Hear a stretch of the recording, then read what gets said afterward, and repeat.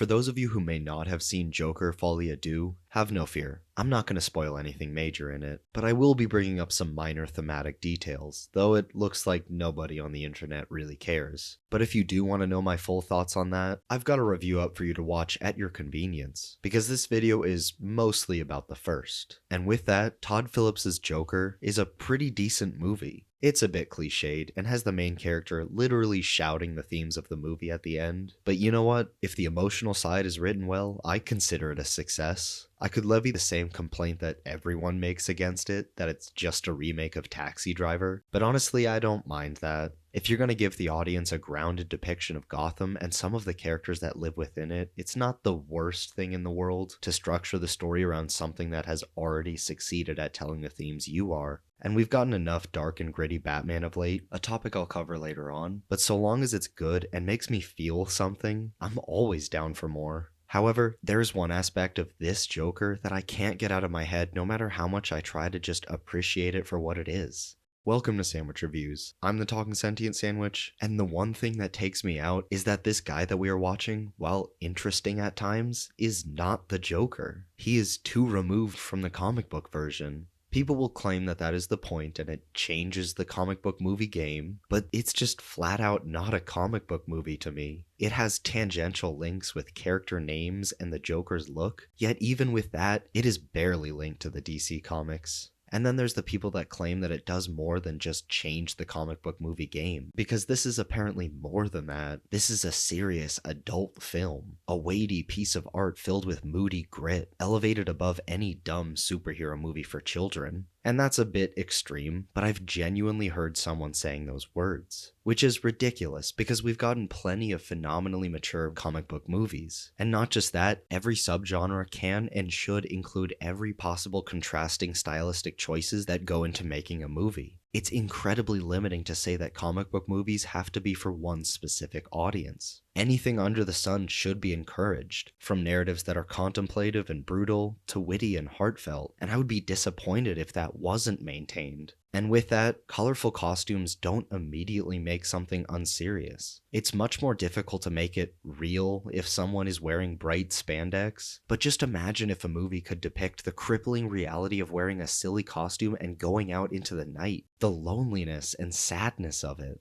He's always the butt of the joke anyway, created by Bruce Timm and Paul Dini to be just that, and that alone. But just look at Condiment King dressing up and unironically putting ketchup and mustard into his guns. The deranged behavior covered in a story about him could be excruciatingly heartfelt, with layered themes about depression and delusions of grandeur. But we'll dive into all that with another Batman villain that I wouldn't mind getting some focus at the end of the video. Because before we get there, I gotta get back to the Joker. Maybe I'm more inclined to go on those side tangents now, just because I'm tired of him. In Batman's rogues gallery alone, there are countless other interesting villains just waiting for their moment in the spotlight. But no, we gotta get 5 more versions of the Joker. But I shouldn't complain, because just like I claimed earlier, this version of him is at least compelling. Nevertheless, that doesn't change the fact that the Joker is a billion times more compelling when he's placed on the same playing field as Batman. In my eyes, he cannot exist without him, or at least shouldn't.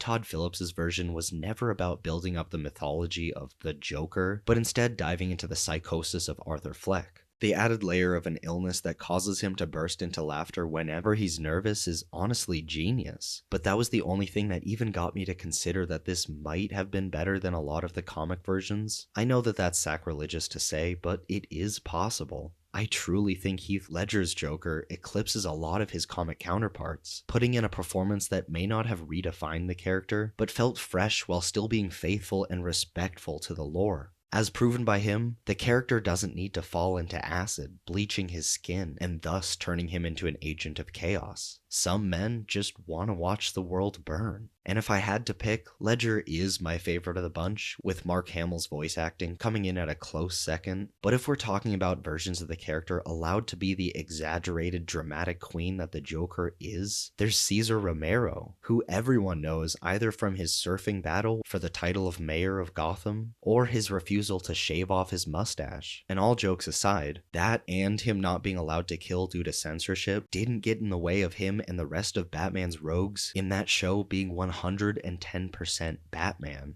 And of course, there's Jack Nicholson's Joker, who was weirdly turned into the guy who killed Batman's parents and had strange additions here and there, but he was still great. Those additions could be seen as shying away from the comic side, but I think that's just Tim Burton choosing to not read the comics and being oblivious to the actual lore, which to be clear is not something that's excusable. It's undeniably easier to lean into the campy comic book side when the project itself is more of a comedy, but that does not mean everything else needs to shy away from that. I understand that Joaquin Phoenix's portrayal was never going to become the seminal DC character he's named after, and I guess I'm willing to defend the movie because that was the point, especially considering that he was the main character of the movie. However, in any other story, I expect the Joker to be the Joker. He doesn't have to be a criminal mastermind, but his thinking and planning ahead should be displayed if only to create tension for whoever he's psychologically torturing. And not just that, he should also be a physical threat, a knife hidden in every pocket. The Joker doesn't have to be able to take Batman in a fight, because he often loses and he gets his teeth knocked out anyway, but he should be able to hold him off for at least a minute if need be. And that's for Batman. For me, a regular dude, I should be terrified to be in the same room as him.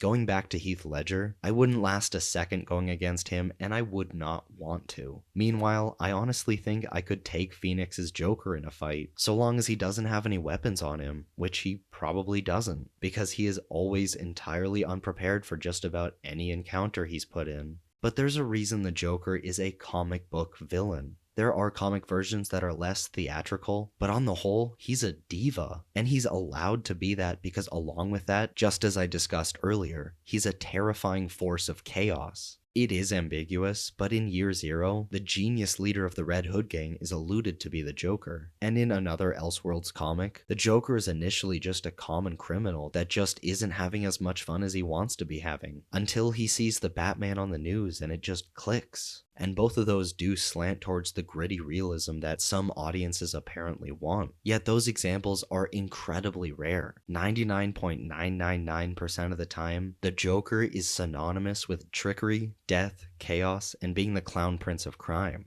Phoenix's Joker is just some random guy who decided to put on makeup. He may have coincidentally started a riot, but he didn't plan that out, nor was anything he ever did a step in some master plan. But I want to move on to the overall look of Gotham itself, because the production and effort to make that Gotham dirty and lived in was incredible, but it's not really Gotham. That phenomenal aesthetic of this dirty, trash-riddled New York was great, but if it's in a movie titled Joker, I want to see Gotham. That doesn't mean you have to go full Burton or Schumacher and add a bunch of godlike structures, but it shouldn't look like any old city. The Chicago of Nolan's trilogy was also too similar to a normal big city, and if I'm going to welcome any of the grounded live-action variations, it's gotta be Reeves' most recent version. That Gotham was constantly raining and had this moody atmosphere that pulsed out from the screen. Filmed in Scotland, I don't think we're ever going to get a better looking Gotham, though I have high hopes for Brave and the Bold.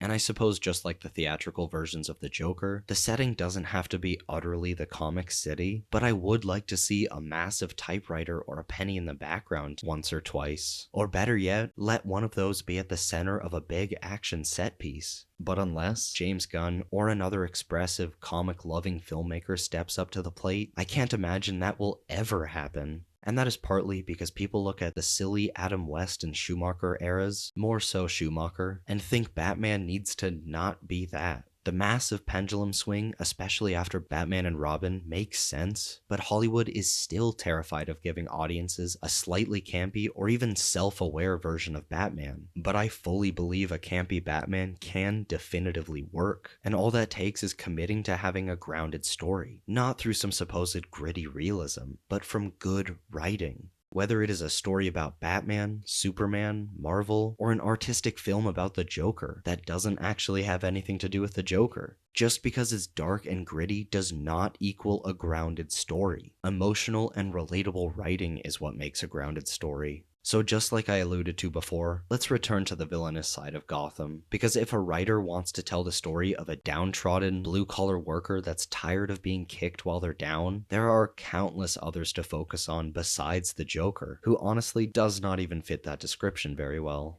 I don't think any villain can work in a movie without the hero, but the opportunity to tell a poignant narrative with one of Batman's many compelling rogues is there, though I do think Batman needs to be in the background. And I brought up Condiment King earlier, but I'm not necessarily thinking of him. It could be anyone from Catwoman to Mr. Freeze, but really, I'm imagining a Kite Man story. Just him trying to do his best and be a good role model and father to his kid. Not quite a deadbeat dad, because he does put in some effort, but along those lines. And in the background is the same old chaotic and self-serving Gotham we all know. And it needs to fit the classic Gothic Gotham, because that way you can feel how oppressing the setting is, exaggerating how the city cages all of its citizens in this cesspool of crime and hopelessness. And all the while it's filled to the brim with colorful personalities and even more colorful costumes. My first notion is to set it during a major event like the War of Jokes and Riddles, because that way the writers can just pull that word for word at times, but it could be anything. I mean, I use that example because I would love to see that specifically, but it's not like anything major has to be going on in the background either. So long as emotional weight is given to the dialogue and decisions made by Kite Man, and so long as Gotham and the rogues that populate it aren't toned down for the sake of realism, and are just presented as they would be in the comics, that would be a guaranteed box office hit.